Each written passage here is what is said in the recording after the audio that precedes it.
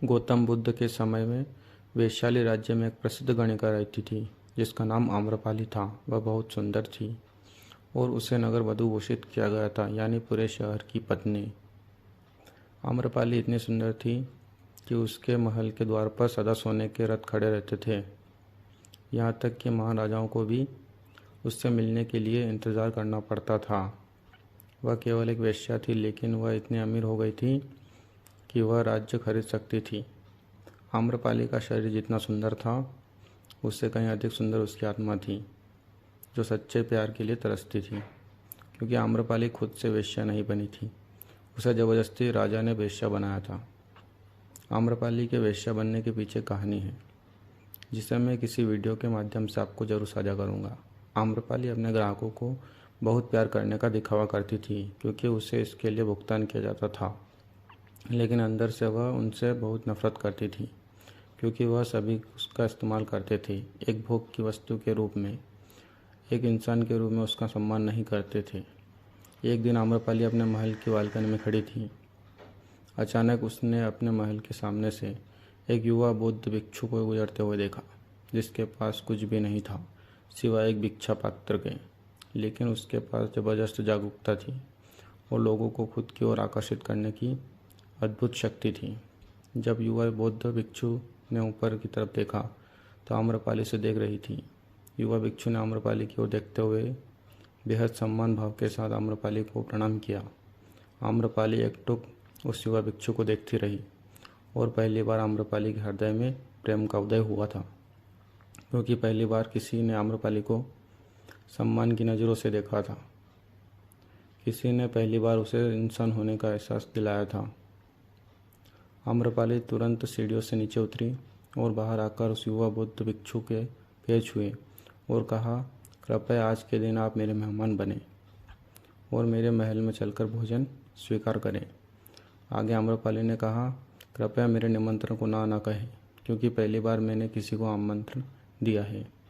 मुझे हजारों बार राजाओं और सम्राटों द्वारा आमंत्रित किया गया है, लेकिन मैंने कभी किसी को आमंत्रित नहीं किया है। यह मेरा पहला निमंत्रण है। युवा भिक्षु ने सम्मानपूर्वक आम्रपाली का निमंत्रण स्वीकार करते हुए भोजन ग्रहण किया। भोजन देने के बाद आम्रपाली ने कहा, आज से 3 दिनों बाद बारिश का मौसम शुरू होने वाला है, जो कि अगले 4 महीनों तक रहेगा, और मैं आपको अपने घर में 4 महीने रहने के लिए आमंत्रित करती हूँ। आने वाले 4 महीनों के लिए यह महल आपका आश्रय होगा। मैं आपको पूर्ण रूप से आश्वस्त करवाती हूँ कि मैं किसी भी प्रकार से आपके ध्यान की बाधा नहीं बनूंगी, बल्कि मुझसे जितना हो सकेगा आपके ध्यान की सुविधाओं को सुगम बनाने का प्रयास करूंगी। लेकिन इस विषय में स्वयं निर्णय नहीं ले सकता। मैं आपके प्रस्ताव के विषय में बुद्ध से पूछूंगा। अगर वह मुझे अनुमति देंगे तो मैं आपके महल में आश्रय अवश्य ग्रहण करूंगा। इतना कहकर वह बौद्ध भिक्षु वहाँ से चला गया। इससे पहले कि वह युवा भिक्षु बुद्ध के पास पहुंचता और आम्रपाली के प्रस्ताव के बारे में कुछ बताता, उससे पहले वहां पर मौजूद अन्य भिक्षुओं के पास पहुंच गए और बुद्ध से कहा, आप युवा भिक्षु को रोकिएगा।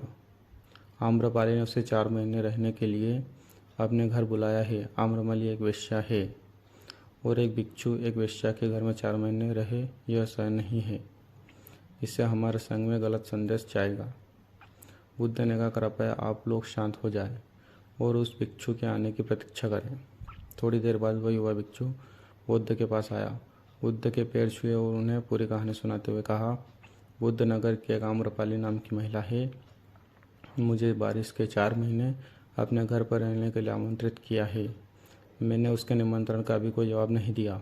मैंने उससे कहा है कि अगर आप मुझे उसके घर में रहने की आज्ञा देंगे तभी मैं उसके घर पर रहने के लिए जाऊंगा। बुद्ध आप जो कहेंगे मैं वही करूंगा। उस युवा भिक्षु ने आम्रपाली के विषय में वेश्या शब्द का प्रयोग न करते हुए केवल महिला शब्द का प्रयोग किया। बुद्ध ने उस युवा भिक्षु की आंखों में देखा और कहा, तुम रह सकते हो। तभी अचानक बूढ़ा भिक्षु खड़ा हुआ और बोला कि बुद्ध, यह सही नहीं है।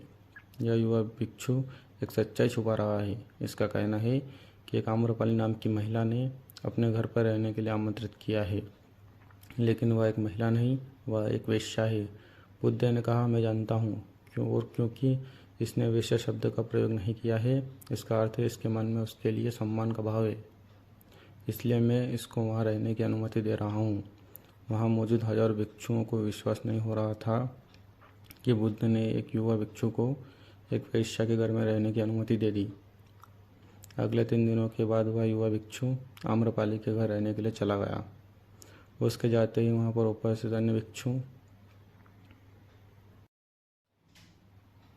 उसके विषय में तरह तरह की बातें करने लगे। बुद्ध ने सभी को शांत करते हुए कहा, मुझे मेरे ऊपर विश्वास है, मैंने उसकी आंखों में देखा है कि उसके भीतर तनिक भी भोग की इच्छा नहीं थी।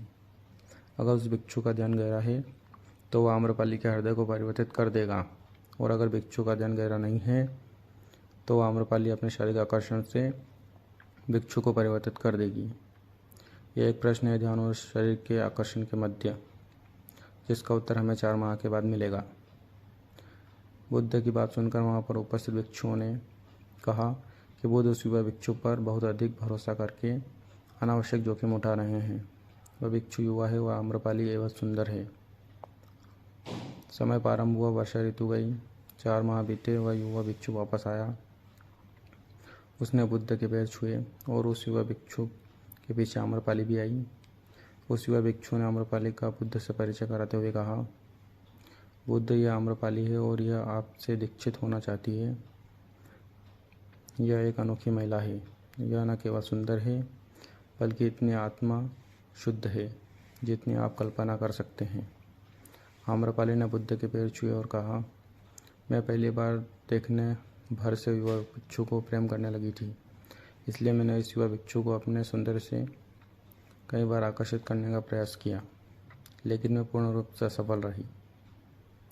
इसके बजाय इस युवा भिक्षु ने मुझे ध्यान के प्रति जागरूक किया और यह एहसास कराया कि वास्तविक जीवन भोग नहीं अपितु ध्यान है।